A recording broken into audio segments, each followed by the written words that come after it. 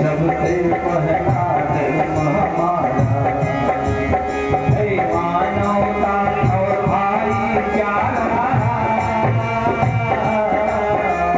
सबसे पहला धर्म हमारा, इसी धर्म को माने सारे।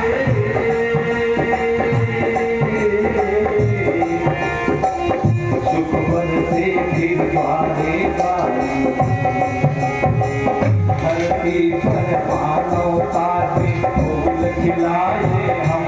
आपकी प्रेम बढ़ाए, आपकी प्रेम बढ़ाए। हम रहेंगे सभी जनता को अपनाए, आपकी प्रेम बढ़ाए, आपकी प्रेम बढ़ाए।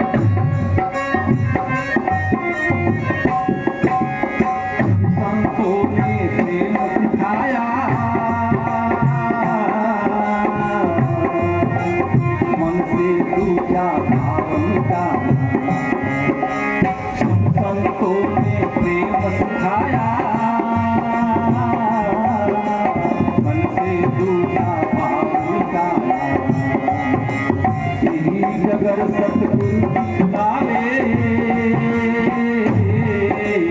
मानो से मानो को मिलावे। इसी प्रेम गंगा में गोता सदा लगाए। आपसी प्रेम बढ़ाए, आपसी प्रेम बढ़ाए। नाम रही कभी चिंता सबको अपनाए।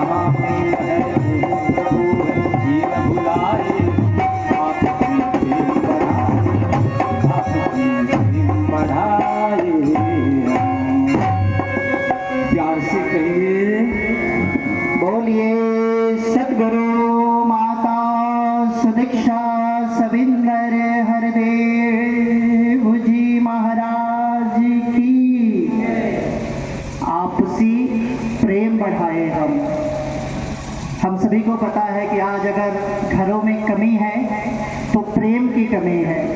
पोथी पढ़ पढ़ जगमुआ पंडित भया न कोय, ढाई अक्षर प्रेम का पढ़े सो पंडित होए। लेकिन ये प्रेम की पढ़ाई हमें कहाँ से प्राप्त होती है? गुरु दिखाए गुरु मनाए, गुरु ही प्रेम सिखाता है। बिन गुरु भक्ति मूल न होवे, जो करता पछताता है। सतगुरु के चरणों में आकर हरि की जो पहचान करे, अवतार गुरु की कृपा दृष्टि क्षण भर में कल्याण करे। प्यार जिंदगी का है धन साथियों, प्यार बांट कर जीत लो सबका मन साथियों।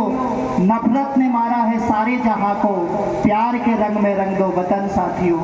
और ये प्यार का रंग सत्संग में ही आके चढ़ता है, इसलिए सत्संग की विशेषता दी गई है।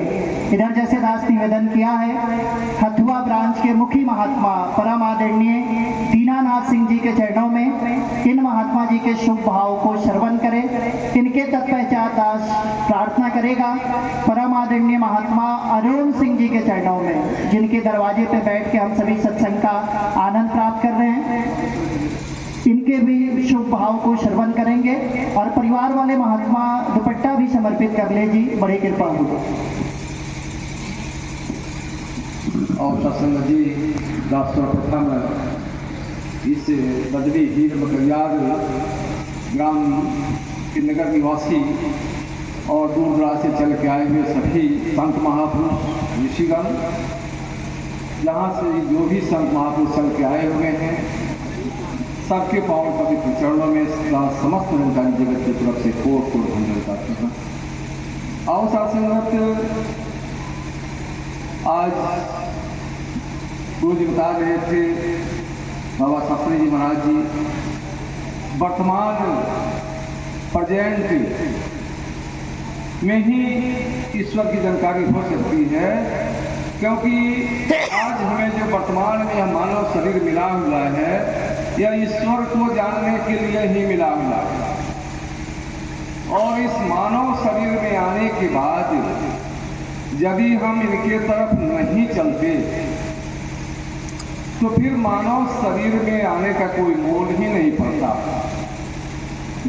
इस जीवन में तो माया का जकड़न ऐसा है कि सभी लोग परिवार का पालन पोषण, समाज का देख रेख करने में लगे हुए हैं, लेकिन वास्तविकता यही है, कहा गया है कि बड़ भाग्य मानुष तन पावा, सुर दुर्लभ है सद ग्रंथ ही गावा। तो देवता ऋषि मुनि देवताओं को भी दुर्लभ है यह मानव शरीर। और वह बता रहे थे बाबा जी कि इस वर्तमान में ही ईश्वर की प्राप्ति हो सकती है, क्योंकि आज हम इस वर्तमान में, इस कलयुग में मानव शरीर में आए हुए हैं। सतयुग की चर्चा करते हैं, द्वापर की चर्चा करते हैं, त्रेता में जाते हैं, श्री कृष्ण प्रभु की बातें करते हैं, मर्यादा पुरुषोत्तम श्री राम प्रभु की बातें करते हैं। लेकिन आज यदि किसी के घर में कोई झगड़ा हो जाता है और वो मुखिया जी के पास जाता है, सुबह सुबह मुखिया जी अभी बिस्तर पे होते हैं और पहुंचता है, कहता है कि मेरा एक निवेदन है, मेरा एक नालिश है, और अपने परिवार की बातें जब कहना शुरू करता है तो मुखिया जी कहते हैं कि आ गए अपने राम कथा को लेकर के। संतो महापुरुषों, जिस राम की हम चर्चा कर रहे हैं, जिस राम का हम गुणगान कर रहे हैं, जो जिस राम की गुणगान हो रही है, इस राम को जानते ही नहीं। और हम सभी जानते हैं कि हमारे सब कुछ मर्यादा पुरुषोत्तम श्री राम प्रभु ही हैं। और श्री राम प्रभु का जीवन अक्सर लोग बताया करते हैं कि हमेशा दुखमय बीता हुआ। जो सारे संसार की भले की कामना कर रहे थे, सारे संसार की भले के लिए अपना घर परिवार त्याग चुके थे, उनको भी दुनिया वालों ने नहीं छोड़ा। संतों महापुरुषों और ऋषि मुनि जोगी जतियों का दर्शन करते करते महापुरुष श्री राम प्रभु जी जब सबका दर्शन किए, सबसे आशीर्वाद लिए, लेकिन उनका लक्ष्य कहीं अलग ही था। कहीं पे तीर और कहीं पे निशाना था कि मुझे करना क्या है। क्योंकि आज कहते हैं कि माता कैकेयी का दोष था, कोई माता कैकेयी का दोष नहीं था। जब श्री राम प्रभु का हत्या निषेध होने वाला था, उस समय माता कैकेयी ने कह दिया कि 14 साल के वनवास। क्या माता दोषी थी? दोषी नहीं थी, क्योंकि अयोध्या में श्री राम प्रभु का मुकुट पहनने